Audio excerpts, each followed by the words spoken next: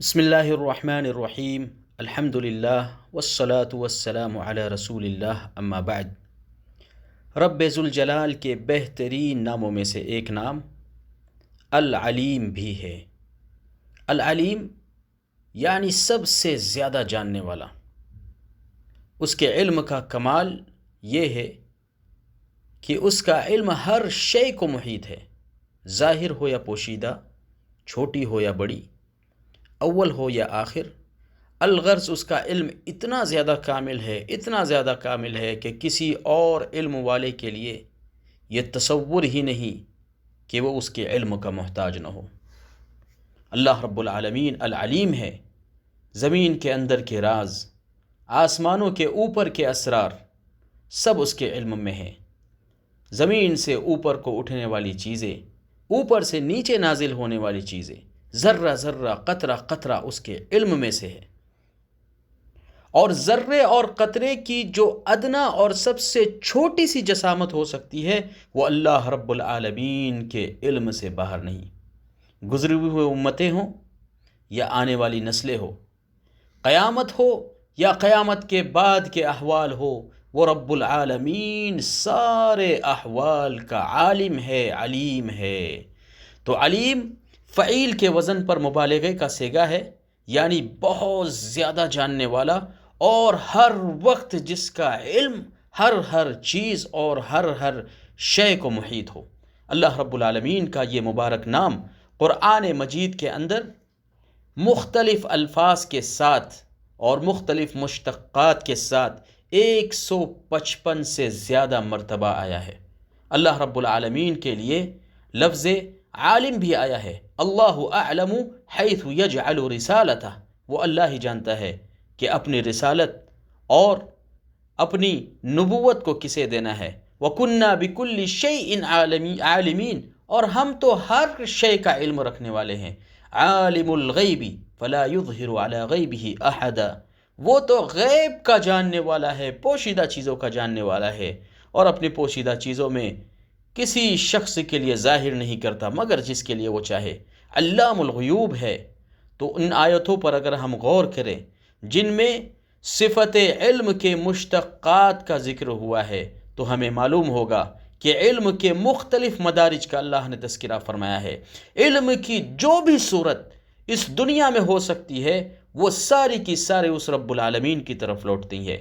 ان اللہ علیم بذات الصدور، اللہ تعالیٰ سینہ کے بھیدوں کو جاننے والا ہے۔ ان اللہ علیم بما کنتم تعملون، جو کچھ بھی تم اس روئے زمین پہ کرتے ہو، سوچتے ہو، اللہ رب العالمین ساری چیزوں کا جاننے والا ہے۔ ان اللہ واسع علیم، بڑی وسعت کے ساتھ جاننے والا ہے۔ وَهُوَ بِكُلِّ خَلْقٍ علیم، ہر مخلوق جو اس نے پیدا کی ہے، جو اس روئے زمین پر بستی ہے یا اس زمین کے اندر بوسیدہ ہے، ساری چیزوں کو جانتا ہے۔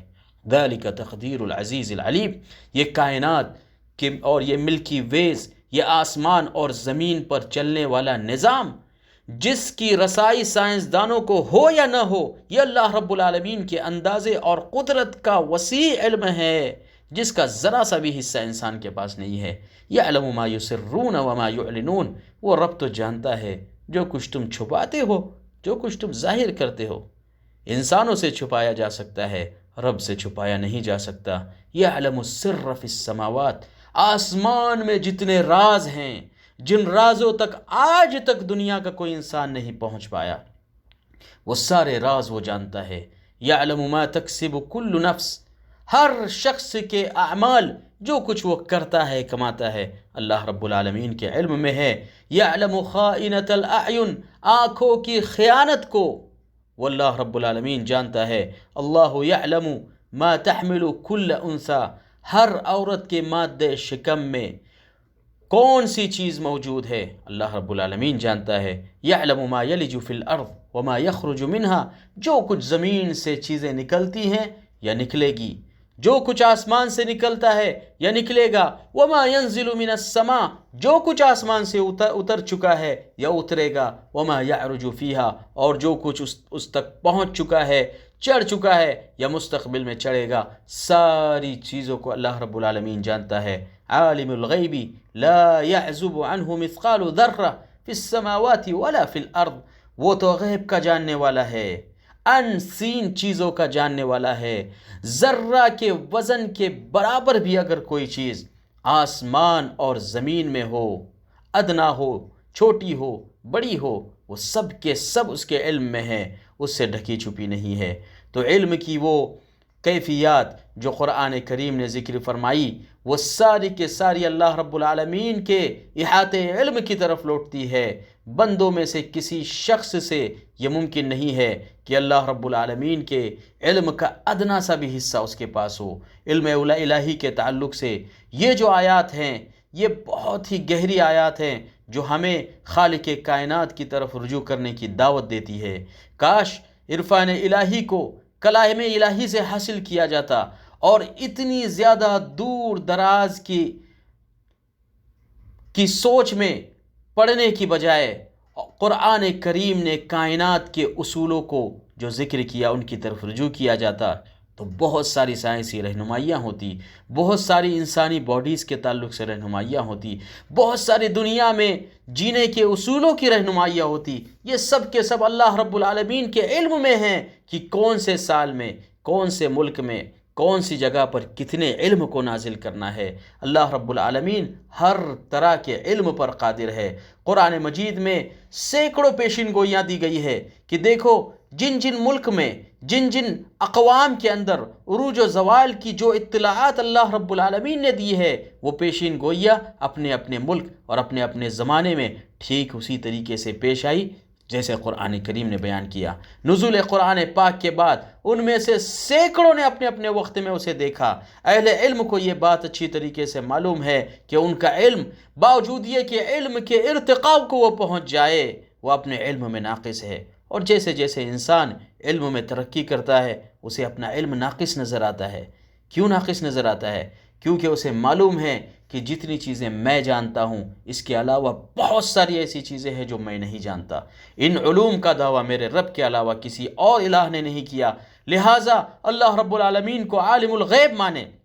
اگر کوئی شخص معالم اور معارف، حقائق و دقائق میں کوئی حصہ رکھتا ہے، تو یہ اللہ رب العالمین کے علم میں سے اسے دیا ہوا ایک حصہ ہے۔ اور اگر کوئی شخص کسی غلطی اور جہل میں گرفتار ہے، یا اپنے علم کے باوجود بھی اپنے علم کو ناقص سمجھتا ہے، تو اسے یہ سمجھنا چاہیے کہ وہ لم یحیطوا بعلمہ کی تحت ہے۔ اگر کوئی شخص علم کا جویا ہے تو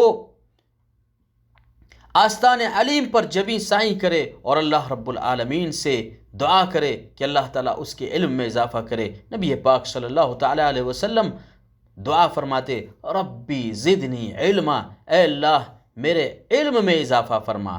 تو اس اسم پاک کے ذریعے بہت ساری دعائیں وارد ہیں۔ سیدنا ابراہیم علیہ السلام کی قرآن حکیم میں کی گئی دعائیں ہیں۔